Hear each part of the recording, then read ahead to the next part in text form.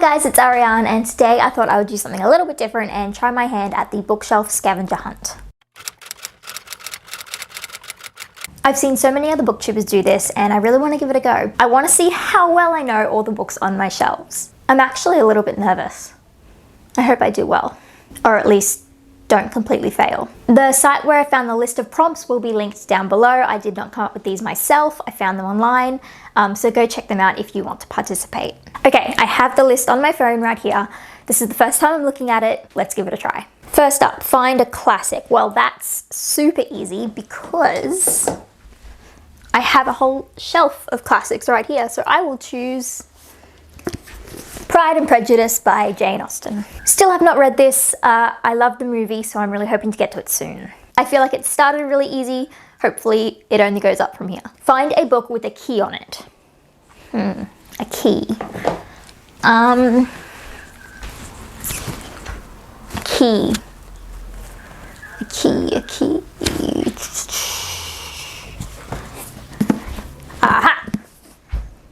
This is my copy of The Starless Sea by Erin Morgenstern, and it's not on the front, but there is a key on the back, so I think it counts. Find something on your bookshelf that's not a book. Okay, that's fairly easy. This is my model of the Eiffel Tower that I got at the Eiffel Tower in Paris. I keep it on my bookshelves because I have nowhere better to put it, and it is really pretty, so it's quite nice, I think. Find the oldest book on your shelf. I assume it means oldest copy and not the oldest. How did you get that? Could you try again? Oh shit, that scared the crap out of me. I assume by that it meant the oldest copy of a book I have, not the oldest or the earliest published. I'm going to assume that's what they meant and go for probably Dirk Gently's Holistic Detective Agency by Douglas Adams. I bought this secondhand. I wonder when it was published actually, this edition. Just give me one moment. Published in 1987, I think. So you can tell that it's really worn. It's got like the spines all broken. The pages are yellowed. I really like it. It gives it a well-read sort of a vibe. I haven't read this one yet either, but I've seen the TV show and I absolutely adored it. So good. I would absolutely recommend. Whew. Is it hot in here or is it just me? Find a book with a girl on the cover.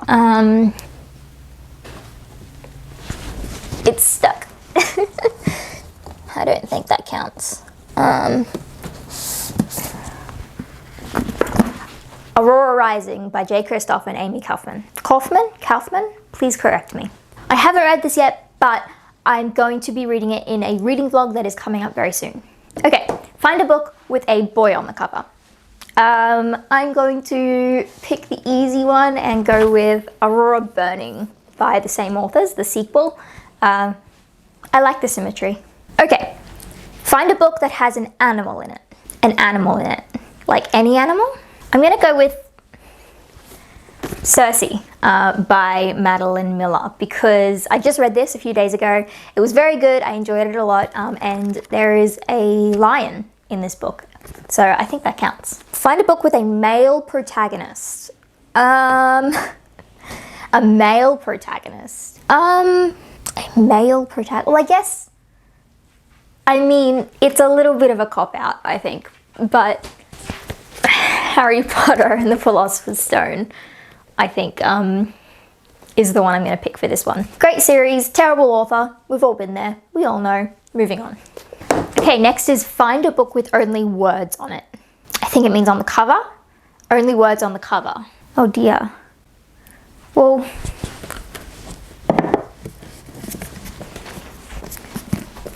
this is sort of only words, wouldn't you say? I mean, it's just kind of like a water background. I think this counts. Does it count? Does it? I don't know. I'm going to make it count. Next up is find a book with illustrations in it. Immediately one comes to mind. Again, I haven't read this one, but I am very excited to get to it, and that is The Ocean at the End of the Lane by Neil Gaiman. I bought this on a whim. I love Neil Gaiman. He is my absolute idol. I haven't read this. I really, really want to. It's beautiful. It's got illustrations throughout the whole thing. It looks really pretty and I'm glad to have it on my shelves. So yes, I'm going with Neil Gaiman's The Ocean at the End of the Lane. Find a book with gold lettering. Gold lettering. Invictus by Ryan Groudon. Look at it shine. It's very pretty. I love this book so much. Would recommend. Find a diary, true or false. Find a diary. A diary. I don't know if I even have a diary. Diary. I mean, maybe I can find a book that has diary entries in it. Will that work? Okay, it's a little bit of a cop-out, but I'm going to go with The Vampire Diaries by L.J. Smith. This copy is The Return Midnight. I haven't read this in years, but I remember loving it when I did. There are diary entries in here, so that's my pick for this one. Find a book written by someone with a common name, like Smith. I just used the Smith. A common name. Common name. Someone else see one on here and I'm just completely missing it. This one's hard. Actually, I found one. You Should See Me in a Crown by Leah Johnson. Johnson's a pretty common name. I'm going to choose this one. Find a book that has a close-up of something on it. A close-up of something. Well, that's kind of a close-up, isn't it? Of the Eiffel Tower. I think it counts. I'm going to look for something else. Let's see. Maybe I have a better one. No. That's a close-up of a rose, isn't it? I think I'm going to go with this one. It's got a close-up of a rose on it. This is Waking Romeo by Catherine Barker. I haven't read it yet. It's meant to be really good, and I also love Romeo and Juliet, so I'm excited. Okay, next up is find a book on your shelf that takes place in the earliest time period. The earliest time period. Earliest time period.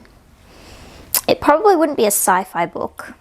Maybe Outlander by Diana Gabaldon. Maybe Outlander. She vanishes into 1743. That's pretty early. I don't think I could find a book that's set before then. Okay, I'm going with Outlander. Next. Find a hardcover book without a jacket. Easy enough. I just bought this copy of Love Struck by Kate Watson. It's hardcover and it has no dust jacket. I haven't read it yet. It's so pretty though. Look at the colors. It's all watercolor and purple. Reminds me of my tattoo. For those of you who don't know, I have a tattoo in watercolor. I absolutely love it. It reminded me of that, so I bought it. Next up, find a teal/turquoise colored book. Teal or turquoise?